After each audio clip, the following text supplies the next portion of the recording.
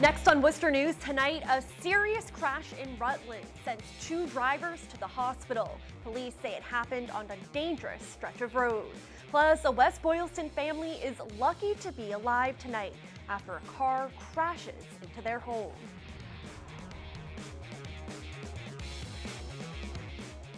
Good evening and thanks for joining us. I'm Olivia Lemon. We begin tonight with a serious crash in Rutland. One driver had to be med-flighted to the hospital. The crash so severe it closed the busy roadway for several hours. Our Rosalind Flaherty joins us now. And Rosalind, this isn't the first serious crash on the stretch of road. Neighbors say another one happened just a couple weeks ago and they hope something can be done to make that road safer.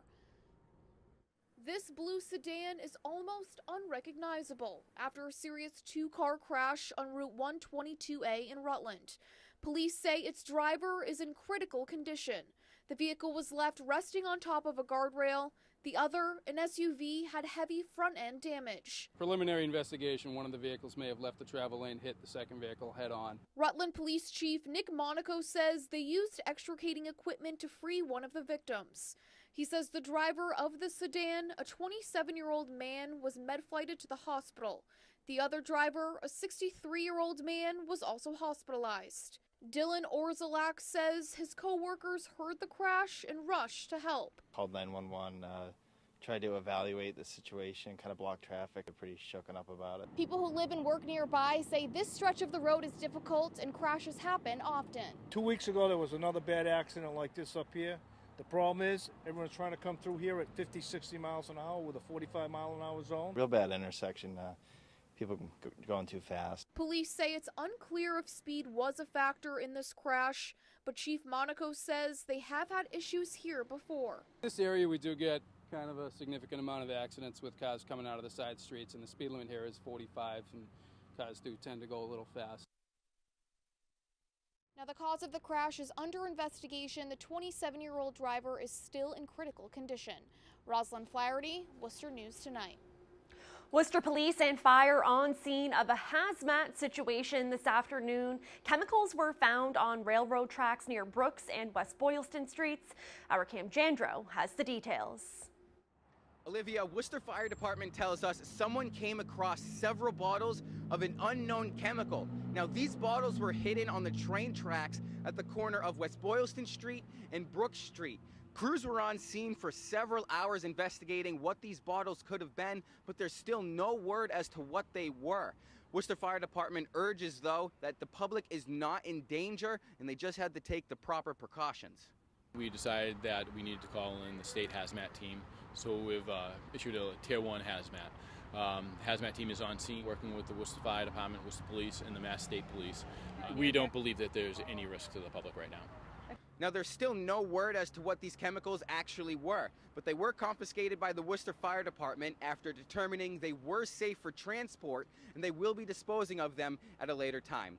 Olivia, back to you in the studio. All right, thank you, Cam. 4 people are taken to the hospital when a car crashes into a home. West Boylston police were following the car and say it was traveling at high speeds just before the crash overnight. The people who live in the home say they're lucky to be alive. Our Chandler Walsh has the story. The Creech family looks at the gaping hole in their West Boylston home. A car slammed into their basement late Wednesday night. My first thought was, this is going to be bad. This is going to be really bad. I have nowhere to turn to. Police say the car was traveling over 75 miles an hour when they began following it. An officer later observed the car going around 100 when it tried to pull into a driveway and lost control. Neighbors say it crashed into one home's fence, through a front lawn, and into the Creech's home. DeAndre Creech says he had just put his 3 boys to sleep when he heard the car and looked out to a startling scene. I'm like, wow, what happened? I come down and look out my window, and I can see the police gun out, people lying on the floor, blood all over the place. Neighbor Carol Vogt's property is where the car first came crashing through. A large chunk of her wooden fence ended up in her second-floor bedroom window, just feet from where she was standing. All of a sudden, it was like an explosion went off. I didn't know. I first thought was somebody was shooting into the window. Because the glass had shattered. Vokes says the street was filled with police and ambulances from several towns. It was just unbelievable. And I still feel like I'm shaking from the incident. Meanwhile, Creech says his family needs to find a new place to live for a while. He says inside the walls are cracking and he doesn't know how much repairs will cost, but says the important thing is his family is safe. It has to be searched for, structural integrity. I can't stay in my own house. They said it can be anywhere for a couple weeks to a couple months, so I'm out of luck. The West Boylston Police Department is investigating this incident. They say the driver of the car is in intensive care and awaiting arraignment on multiple charges, including failure to stop for police and operating under the influence of alcohol. Olivia. All right, thank you, Chandler. A new behavioral health wing at St. Vincent Hospital will help serve patients suffering from addiction and any type of mental illness. The hospital opened the new wing Thursday. It's part of the emergency department and includes 8 beds. Doctors say it's a much quieter space for people to go if they're suffering from mental illness. The hospital offers 24-hour access to emergency mental evaluations and substance abuse care, and say it's common to see more than a dozen patients for behavioral health concerns each morning. This is going to be a really great place for people whose lives are spinning out of control related to addiction or mental illness to recover their stability and reclaim their dignity and rebuild their lives. Chief of Psychiatry Kenneth Hetzler says about 50% of the country's population will have an addiction or psychiatric disorder at some point in their lifetime. Worcester has more than 1,200 miles of water mains and pipes they must maintain, and some are more than a century old. The city is looking to improve the quality of its water services with an all-new integrated water resources plan. It would focus on improving the quality of drinking water as well as sewage and storm services. Right now, the city filters more than 8 billion gallons of water for nearly 200,000 residents. EPA in Washington or even in Boston, deciding what Worcester should be doing with its limited resources. We want to say, look, we know what our priorities should be. And the department says EPA mandates have contributed to a 400% increase in water and sewer rates over the last 14+ years. The hope is the integrated plan will help Worcester maintain affordability for residents and business owners. It's the time of year when many young people are celebrating, either after their proms or after their graduation from area high schools or colleges. And while there will be parties, local police are making sure both parents and students get the message about underage drinking and the penalties they can face if they break the law. Our Anna Batari reports. It's high school prom and graduation season, and with it comes celebrations. But experts are warning parents to keep alcohol away from anyone under 21. They may not be making the decisions that are right for them, but if they're getting the okay from a parent or a family member, that changes things. Amy George is chairman for the Addiction Assistance Alliance for Millbury. She says the brain isn't fully developed until between the ages of 25 and 27. She says it's dangerous to be using drugs and alcohol before this time.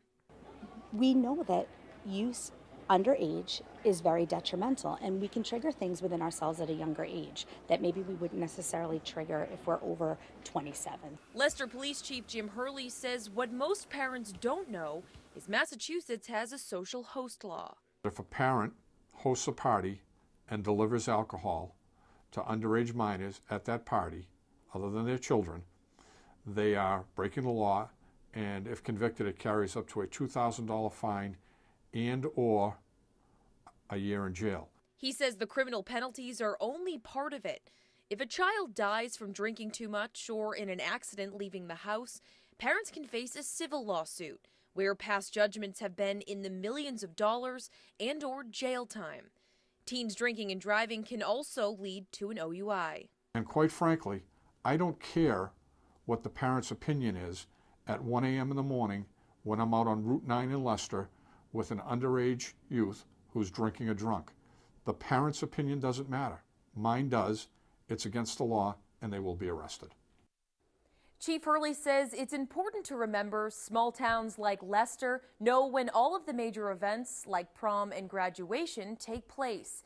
He says they add extra patrols, including undercover police officers, to monitor liquor stores to ensure no one under the age of 21 is getting their hands on alcohol.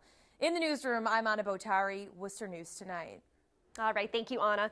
Switching gears now, live mosquitoes and leeches are on display at the Ecotarium in Worcester. It's part of their new exhibit, Attack of the Bloodsuckers, which officially opens this weekend. Thursday, wildlife experts did a live demonstration of leech feeding. The exhibit explains how some animals survive by eating the blood of other creatures. These are actually medical leeches. There are a particular species of leech that are in fact registered as a USDA medical device. They're often used to help people who are recovering from a limb reattachment surgery. Is set to open this Saturday and is open to all museum visitors through September 2nd.